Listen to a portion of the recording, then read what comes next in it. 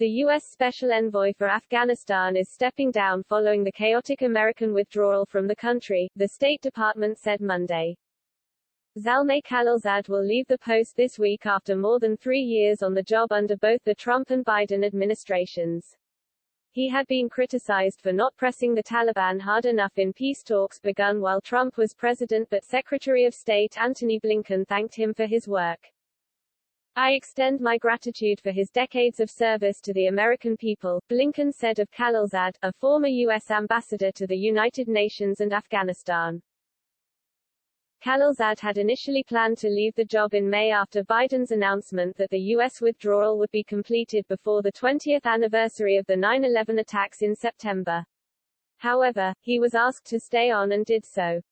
Khalilzad had served as the special envoy for Afghan reconciliation under both the Trump and Biden administrations since September 2018, when Secretary of State Mike Pompeo brought him on board to lead negotiations with the Taliban and the Afghan government.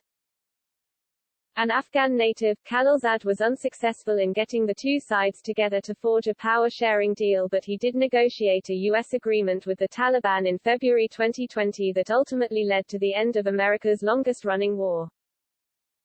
The agreement with the Taliban served as the template for the Biden administration's withdrawal of all U.S. forces from Afghanistan, which many believe was conducted too hastily and without enough planning.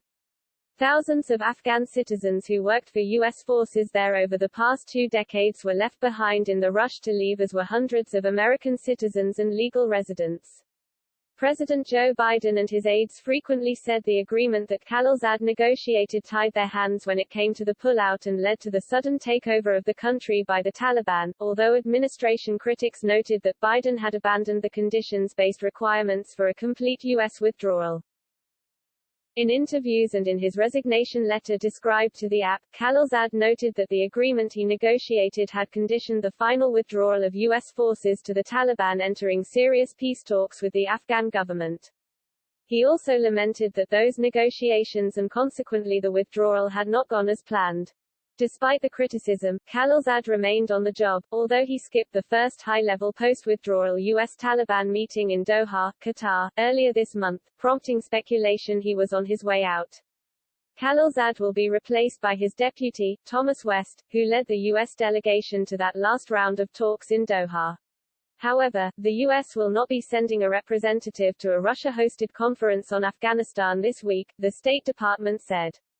Speaking before Blinken's announcement of Khalilzad's departure, department spokesman Ned Price cited logistics as the reason the U.S. would not participate in the Moscow talks.